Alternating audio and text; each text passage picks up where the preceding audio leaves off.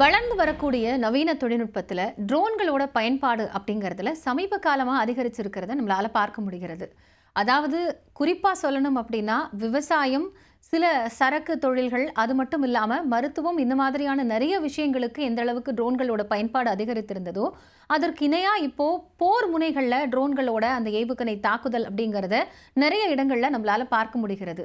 எந்த அடிப்படையில் போர் பயன்பாட்டில் ஏவுகணை தாக்குதல்களில் ட்ரோன்கள் அதிக அளவில் ஈடுபடுத்தப்படுகின்றன, அதற்கு என்ன காரணம் அப்படின்னு பார்த்தோம்னா, அடிப்படையில் பேசிக்காக இருக்கக்கூடிய ரீசன் அப்படிங்கிறது அதற்கான உற்பத்தி செலவு குறைவு அப்படிங்கிறதும் ட்ரோன்கள் முதன்மையாக பயன்படுத்துறதுக்கான மிக முக்கியமான ஒரு காரணம் அப்படின்னு சொல்லலாம். அது மட்டும் இல்லாமல் ட்ரோன்களை பயன்படுத்தும் பொழுது அது துல்லிய தாக்குதலுக்கான ஒரு மிக முக்கியமான ஒரு உத்தியை கொடுக்கறதோட கண்காணிப்பு பணிகள்லையும் தீவிரமாக ஈடுபடுறதும் ஒரு கூடுதல் சிறப்பாக இருக்கு. இது எல்லாத்தையும் தாண்டி உயிர் சேதம், பொருட்சேதம் அப்படிங்கிறது இந்த ட்ரோன் தாக்குதல்களில் குறைவு அப்படிங்கிறதுனால இன்னைக்கு இருக்கக்கூடிய நவீன போர் காலங்களில் ட்ரோன்களோட பயன்பாடு அதிகரிச்சிருக்கு. பொதுவாக ஒரு ட்ரோனை தயாரிக்கிறதுக்கு முன்னாடி சில குறிப்பிட்ட விஷயங்களை கண்காணிக்கிறாங்க. அதாவது அந்த ட்ரோன் தயாரிப்பு எப்படி இருக்கணும் அப்படிங்கிறத ஒரு 3D மாடலாக வடிவமைச்சிட்டு ஏர் டைனமிக் அப்படின்றாங்க. காற்றோட தர மதிப்பீடு எப்படி இருக்குது, அதை கேரி பண்ணுறதுனால அந்த இடத்துல அதனுடைய அந்த வெயிட்டேஜை எப்படி அதால் கேரி பண்ண முடியும், அது எப்படி பறக்கக்கூடிய தன்மையாக இருக்கும் அப்படிங்கிறத பார்க்குறாங்க. இன்னொரு விஷயம் அப்படிங்கிறது லோடிங் கெப்பாசிட்டி, அது எவ்வளவு தூரம் எடையை தாங்கி சுமந்து செல்லக்கூடியதாக இருக்க வேண்டிய தேவை இருக்குது. அப்போ அந்த ட்ரோனினுடைய யூட்டிலிட்டியை பொறுத்து தான் இந்த டிசைன் அப்படிங்கிறதே உருவாக்கப்படுது. இது காப்பர் பேஸ்டு, அப்படி இல்லைன்னா அலுமினியம், அப்புறம் காம்போசைட் மெட்டீரியல் அப்படின்னு சொல்கிறாங்க. அந்த அடிப்படையில் இந்த ட்ரோனுக்கான அந்த வடிவமைப்பு அப்படிங்கிறது முதன்மையானதாக இருக்குது. பல வகைகள் ட்ரோன்களில் இருந்தாலும் பயன்பாட்டில் மிக முக்கியமாக 3 காரணங்களுக்காக அது அதிக அளவில் பயன்படுத்தப்படுது அப்படிங்கிறத பார்க்க முடிகிறது. அதாவது முக்கியமாக இருக்கக்கூடியது சர்வைலன்ஸ் அப்படின்னு சொல்லப்படக்கூடிய கண்காணிப்பு பணி அப்படிங்கிறதுல தான் உளவு பார்க்கறதும் அப்படிங்கிறதும் மிக முக்கியமாக வருகிறது. அதற்கடுத்தபடியாக பார்த்தோம்னா தேடுதல், ஏதாவது ஒரு இடத்துல குறிப்பிட்ட ஒரு விஷயத்தை தேடுறதுக்கோ அல்லது ஒரு எச்சரிக்கையை உணர்த்துவதற்கோ அந்த மாதிரியான சில சூழல்களுக்கு பயன்படுத்தப்படக்கூடிய முதன்மையான விஷயமா ட்ரோன்கள் இருக்குது அப்படிங்கிறத குறிப்பிடுறாங்க. இன்னொரு 3ஆவதாக இருக்கக்கூடிய விஷயம் அப்படிங்கிறது தாக்குதல், அட்டாக் அப்படின்னு சொல்லப்படக்கூடிய அந்த ஒரு புறத்திலிருந்து இன்னொரு மறுமுனைக்கு நடத்தப்படக்கூடிய அந்த போர் தாக்குதல்களில் மிக முக்கியமாக ட்ரோன்கள் பயன்படுத்தப்படுது அப்படிங்கிறதையும் நம்ம பார்க்க முடிகிறது. ஏன் இவ்வளவு தீவிரமாக இந்த ட்ரோன் பயன்பாடு அதிகரிச்சிருக்கு அப்படின்னு சொல்லி பார்த்தோம்னா, உலக நாடுகள் பல தரப்பிலிருந்தும் போட்டி போட்டுக்கொண்டு அவங்கவுங்க நாட்டுக்கு தேவையான அந்த ஏவுகணை தாக்குதலுக்கு மிக முக்கியமாக இருக்கக்கூடிய ட்ரோன் தயாரிப்பை முதன்மையாக வச்சிருக்கிறாங்க. அதுக்கு காரணம் நம்ம சொன்ன மாதிரி உயிர் சேதமோ பொருட்சேதமோ இருக்காது. முன்னாடி ஒரு போருக்கு போகணும் அப்படின்னா நிறைய வீரர்களை முன்களத்தில் அனுப்பக்கூடிய ஒரு சூழல் அப்படிங்கிறது இருந்தது. அதை தவிர்க்கக்கூடிய விதத்தில் ஒரு ஸ்மார்ட் ஒர்க்காக இப்போ ட்ரோன் அதெல்லாம் மாற்றி கொடுத்துருக்கு அப்படிங்கிறது தான் இந்த நவீன போரினுடைய ஒரு உத்தி அப்படின்னு சொல்கிறாங்க. இப்போ சமீபத்தில் சீனாவில் ஒரு புதிய வகை ட்ரோனை கண்டுபிடிச்சிருக்கிறாங்க விஞ்ஞானிகள். இந்த ட்ரோன் அப்படிங்கிறது எப்படி வடிவமைக்கப்பட்டிருக்கு அப்படின்னா, பார்க்கறதுக்கு ஒரு கொசு போன்ற தோற்றத்தில் இருக்கக்கூடியதாக இருக்கிறது. அதாவது கொசுக்கு இருக்கிற மாதிரியே அந்த மெல்லிதான உடல்வாகு, 2 மஞ்சள் நிற இறக்கைகள், 3 மெல்லிய கால்கள் அப்படிங்கிறது இருக்குது. ஒரு சிறிய அளவிலான ஒரு கொசு அப்படிங்கிறதுனால இந்த பயன்பாடு அப்படிங்கிறது சீனாவோட அந்த இராணுவத்தில் மிக முக்கியமான ஒரு பங்காற்றும் அப்படின்னு சொல்லப்படுகிறது. இந்த பயன்பாட்டில் நிறைய சாதகமான அம்சங்கள் சொல்லப்பட்டிருந்தாலும் இல்லை இது சில பாதக விளைவுகளை ஏற்படுத்தும் அப்படின்னு சொல்கிறாங்க. முதல்ல இதனுடைய எடை அப்படின்னு பார்த்தோம்னா 0.3 கிராம் அந்த அளவுக்கு தான் எடையே இருக்கும். பார்க்கறதுக்கு 1.3 சென்டிமீட்டர் அளவில் தான் அதனுடைய உயரம் இருக்குது. அப்போ எந்த அளவுக்கு அதனுடைய அந்த மைக்ரோ ட்ரோன் அப்படின்னு சொல்கிறாங்க. இதனுடைய பயன்பாடு எப்படி இருக்கும் அப்படின்னு பார்த்தோம்னா, எந்தெந்த இடத்துல உளவு தேவைப்படுது அப்படிங்கிறத கண்காணிக்கக்கூடியது. பேசிக்காகவே பை டிஃபால்ட்டாக இதில் கேமராவும் மைக்ரோஃபோன் அப்படிங்கிறதும் இருக்கிறதுனால ஃபோட்டோ இமேஜ் மட்டும் எடுக்கிறதோட இல்லாமல் அங்கே நடக்கக்கூடிய உரையாடல்களை அது தெளிவாக ரெக்கார்ட் பண்ணி அதை பதிவேற்றம் செய்யக்கூடிய தன்மை இந்த ட்ரோனுக்கு இருக்குது அப்படின்னு சொல்லியிருக்கிறாங்க. இந்த புதிய வகை ட்ரோன் அறிமுகப்படுத்தக்கூடிய ஒரு நிகழ்வு அப்படிங்கிறது அடுத்த கட்டமாக போர் யுக்திக்கான ஒரு மிக முக்கியமான பாய்ச்சல் அப்படின்னு நிறைய விஞ்ஞானிகள் தரப்பிலிருந்து சொல்கிறாங்க.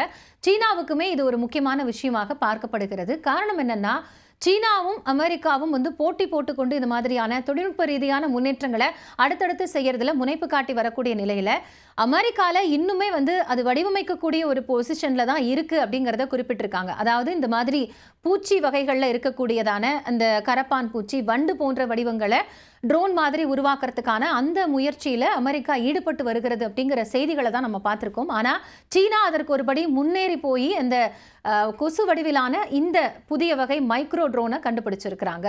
ஸோ இந்த பயன்பாடு அதிகரிக்கக்கூடிய பட்சத்தில் மற்ற நாடுகளுக்கு இது ட்ரோன் பயன்பாட்டிற்கான ஒரு முதன்மையாக இருக்கும் அப்படின்னு சொல்லப்படுது. அதே சமயம் இது பார்க்கறதுக்கே ஒரு சிறிய அளவில் இருக்கிறதுனால இதை வந்து ரேடாரில் வந்து கண்காணிக்க முடியாது. ரேடாரில் சிக்காத அளவுக்கு இது பயணிக்கக்கூடிய தன்மை கொண்டது. அது மட்டும் இல்லாமல் பல சமயங்களில் மனித கண்ணுக்கே புலப்படாத அளவில் தான் இதனுடைய வடிவம் இருக்கும் அப்படிங்கிறதுனால இது ஒரு ஆபத்தை ஏற்படுத்தலாம். உதாரணத்துக்கு அதில் நீங்கள் வந்து ஒரு கெமிக்கலை வந்து இன்ஃப்ளூயன்ஸ் பண்ணி அந்த கெமிக்கலை நீங்கள் ஒரு இடத்துல போய் வந்து எக்ஸ்போஸ் பண்ணுறீங்க அப்படின்னா அதனால் ஏற்படக்கூடிய பாதிப்பு அப்படிங்கிறது அதிகமாக இருக்கும். அதை தான் பயோவார் அப்படின்னு சொல்கிறாங்க. இந்த பயோவார் அப்படிங்கிற வார்த்தையை நம்ம கொரோனா காலகட்டத்தில் அதிகமாக கேள்விப்பட்டிருப்போம். இது வந்து ஒரு பயோவாருக்கான எச்சரிக்கை, அதனால தான் இது போன்ற வைரஸ் பரவல் இருக்குது அப்படிங்கிறத குறிப்பிட்டிருந்தாங்க. ஸோ அந்த அடிப்படையிலான அச்சுறுத்தல்கள் இது போன்ற ட்ரோன் வடிவமைப்புல இருக்கக்கூடும் அப்படிங்கிற ஒரு மிக முக்கியமான கருத்தும் முன்வைக்கப்படுகிறது. இருந்தாலும் கூட தொழில்நுட்ப வளர்ச்சியினுடைய மிகப்பெரிய உச்சமாக இந்த கண்டுபிடிப்பு இருக்கு அப்படிங்கறத சீன விஞ்ஞானிகள் தரப்புல இருந்து குறிப்பிடுறாங்க. சரி, இப்போ இந்த கண்டுபிடிப்பு அப்படிங்கிறது அடுத்த கட்டமாக இருக்கக்கூடிய காலகட்டத்தில் இன்னும் வளர்ச்சி அடைந்து ஒரு போருக்கான மிக முக்கியமான ஒரு ஆயுதமா ட்ரோன்கள் மாறக்கூடிய ஒரு சூழலை ஏற்படுத்தி கொண்டே போகுது அப்படிங்கறத தான் இப்போ இருக்கக்கூடிய தரவுகளை பார்க்கலாம். அதுக்கு எப்படி நம்ம புரிஞ்சுக்கலாம் அப்படின்னா, இந்தியா பாகிஸ்தான் இடையில நடைபெற்ற ஆபரேஷன் சிந்தூர் போர், அதுல வந்து மிக முக்கியமா நம்ம பார்த்தது அதிக அளவிலான இந்த ட்ரோன் தாக்குதல், நம்மள நோக்கி வந்த ட்ரோன்களையும் வந்து முறியடித்து தாக்குதல் நடத்தியது அப்படிங்கிறது மிக முக்கியமான ஒரு அம்சமா பார்க்கப்பட்டது. அதே மாதிரி யுக்ரைன்ல பயன்படுத்தப்பட்ட அந்த ட்ரோன் தாக்குதல் அப்படிங்கிறதுமே இப்போ நவீன காலத்தில் இருக்கக்கூடிய உலக ஆயுத புரட்சியில மிக முக்கியமான ஒரு விஷயம் அப்படின்னு அது சொல்லப்பட்டது. அந்த அளவிற்கு அதனுடைய திறமையை பொறுத்து யுக்ரைன்லேயே அந்த நாட்டிலேயே வந்து உள்நாட்டு தயாரிப்பாக சில ட்ரோன்களை தயாரித்து போருக்கு பயன்படுத்திய யுத்தியையும் அவங்க கையாண்டதை நம்மளால பார்க்க முடிகிறது. அதே மாதிரி காசா போர் மீது இஸ்ரேல் தொடுத்த அந்த ஏவுகணை தாக்குதல்ல மிக முக்கியமா ட்ரோன் அப்படிங்கிறது பயன்படுத்தப்பட்டிருந்தது. முதல்ல இந்த ட்ரோன் பயன்பாடு எப்போ இருந்தது அப்படின்னு பார்த்தோம்னா 2020 தான் இதனுடைய ஆதிக்கம் அப்படிங்கிறது அதிகரிக்க ஆரம்பித்தது. அதாவது ஆர்மேனியா வெர்சஸ் அஜர்பைஜான் அப்படிங்கிற ஒரு போர் நடந்தது நம்ம எல்லாருக்கும் ஞாபகம் இருக்கும். குறிப்பா சொல்லணும் அப்படின்னா நாகோர்னா கராபக் அப்படிங்கிற அந்த இடத்தை கைப்பற்றுவதற்காக நடந்த அந்த போர்ல ட்ரோன்களோட பயன்பாடு அப்படிங்கிறது முதன்மையா இருந்தது. அதன் பிறகு ஒரு பெரிய மாற்றத்தை கொடுத்த ஒரு போர் அப்படின்னா அது வந்து சமீபத்திய யுக்ரைன் போரை தான் வந்து குறிப்பிட்டு சொல்றாங்க. ஸோ அந்த அளவிற்கு ட்ரோன்களோட பயன்பாடு அப்படிங்கிறது ஒரு முதன்மையானதாக போர் உத்திகளில் மிக முக்கியமானதாக மாற்றம் பெற்றுக்கொண்டே வருகிறதுக்கு இன்னைக்கு இருக்கக்கூடிய கால சூழலும் அதற்கான தேவையும் மிக முக்கியமான ஒரு காரணி அப்படின்னு சொல்லப்படுகிறது. அது மட்டும் இல்லாம இது இந்த சீனாவினுடைய இந்த உருவகப்படுத்தக்கூடிய இந்த ட்ரோன் அப்படிங்கிறது ஒரு மினி ட்ரோன் அப்படின்னு சொல்றாங்க. இதுக்கு முன்னாடி இந்த மாதிரியான ட்ரோன் வகைகள் வந்து இல்லையா, இதுதான் வந்து புதுசா அப்படின்னு கேட்டா அப்படி இல்லை. ஆனா மிக சிறிய அளவில் ஒரு உள்ளங்கையில் வைக்கக்கூடிய அளவில் வந்து துல்லியமான தாக்குதலை மேற்கொள்ளக்கூடிய ஒரு கொசு வடிவிலான இந்த மினி மைக்ரோ ட்ரோன் அப்படிங்கிறது எதிர்காலத்தில் ஒரு அச்சுறுத்தலாக மாறக்கூடாது அப்படிங்கிற ஒரு கருத்தையும் முன்வைக்கக்கூடிய ஒரு நிலையை நம்ம பார்க்கிறோம். என்னதான் வந்து பல சாதகமான விஷயங்கள் ட்ரோன் மூலமாக இருந்தாலும் கூட சில நேரங்களில் அது பாதகத்தை ஏற்படுத்தும் அப்படிங்கிறத உணரணும் அப்படிங்கிற ஒரு விஷயமும் இந்த கருத்து மூலமாக சொல்லப்படுகிறது. ஸோ இந்த அடிப்படையில் பார்க்கும் பொழுது சீனாவுக்கு போட்டியாக மீண்டும் வந்து அமெரிக்கா தரப்புல இருந்து இது மாதிரியான பூச்சி வடிவிலான அந்த வடிவமைப்பை வந்து ட்ரோன் தயாரிப்பை உருவாக்குவாங்க அப்படிங்கிற ஒரு எதிர்பார்ப்பு இருக்கு. இப்படி ஒரு பூச்சி மாதிரி அல்லது பார்க்கறதுக்கு சிறிய மினி மைக்ரோ லெவல்ல இருக்கக்கூடிய அந்த ட்ரோன்களை தயாரிக்கிறது அப்படிங்கிறதுக்கு பயோமிமெட்டிக் டிசைன் அப்படின்னு சொல்றாங்க. இது எந்த அளவில் வந்து வெயிட்டை கேரி பண்ணணும், இதுக்கு பேட்டரியினுடைய சப்போர்ட் எப்படி இருக்கணும் அப்படிங்கிற நிறைய விஷயங்களை அடிப்படையாக ஆராய்ந்து தான் இதை செய்வாங்க. ஆனால் இதில் இருக்கக்கூடிய இன்னொரு பாதகமான விஷயம் என்ன அப்படின்னா ரொம்ப சிறிய அளவில் இருக்கிறதுனால ஒரு உதாரணத்துக்கு சொல்லணும்னா இப்போ இதில் வந்து சில குறிப்பிட்ட வெடிப்பொருட்களையோ அல்லது சில பொருட்களை சுமந்து செல்லக்கூடிய ஒரு தேவை இருக்குது அப்படின்னா அதை இதால் செய்ய முடியாது, அளவில் சிறியது அப்படிங்கிறதுனால. அதே மாதிரி எடையும் குறைவு அப்படிங்கிறதுனால இதனுடைய பேட்டரி இருக்கு இல்லையா, அந்த பேட்டரி அப்படிங்கிறது அதிக அளவிலான பறக்கக்கூடிய தூரத்தை கொண்டு இருக்குமா அப்படிங்கிற ஒரு கேள்வியும் இருக்கிறது. அப்போ குறைந்த அளவிலான தூரம் தான் இருக்குது அப்படிங்கும்போது குறிப்பிட்ட சில விஷயத்துக்கு மட்டும்தான் பயன்படுத்த முடியும். உதாரணத்துக்கு ஒரு நாட்டிலிருந்து இன்னொரு நாட்டுக்கு உளவு பார்க்கக்கூடிய ஒரு தேவை இருக்குது அப்படின்னா அந்த உளவுக்கான ஒரு முக்கியமான ஒரு விஷயமாக இது பயன்படலாம். அல்லது ஒரு பெரிய விபத்து ஏற்படுது, இடிபாடுகளுக்குள்ள யாராவது சிக்கி இருக்கிறாங்க, அதுல இருந்து ரெஸ்கியூ பண்ண வேண்டிய ஒரு சூழல் இருக்கு அப்படின்னா அந்த இடிபாடுகளுக்குள்ள போய் இந்த ட்ரோன் அனுப்பி அந்த சூழல் எப்படி இருக்கு அதை எப்படி மீட்கலாம் அப்படிங்கிறதுக்கான ஒரு விஷயத்துல இது உதவலாம் அப்படின்னு சொல்லப்படுது. ஸோ இது எல்லாத்தையும் தாண்டி இப்போ நடைமுறையில் இருக்கக்கூடிய இந்த ட்ரோன்களோட பயன்பாட்டில் என்ன இருக்கு அப்படின்னு சொல்லி பார்த்தோம்னா யுஎஸ் ஒரு புறம் வந்து இந்த வண்டுகள் மாதிரியும் கரப்பாம்பூச்சி மாதிரியான வடிவமைப்புல சிறிய ட்ரோன்களை உருவாக்குறதுக்கான முயற்சியில ஈடுபட்டு இருக்குன்னு சொல்லியிருந்தோம் இல்லையா. ஆனா அவங்க இப்ப பயன்படுத்தக்கூடிய ஒரு ட்ரோன் அப்படின்னு சொல்லி பார்த்தோம்னா நார்வேயினுடைய கண்டுபிடிப்பான அந்த மினி ஹெலிகாப்டர் மாதிரி இருக்கக்கூடிய ட்ரோனை பயன்படுத்துகிறாங்க. இதுக்கு வந்து ஹார்வர்ட் யூனிவர்சிட்டியிலேருந்து ஒரு சயின்டிஸ்ட் கண்டுபிடிச்ச ரோபோபி அப்படிங்கிற சிறிய வகையிலான ஒரு பறவை போன்ற ரோபோக்களினுடைய பயன்பாடு அப்படிங்கிறதும் இருக்கிறது.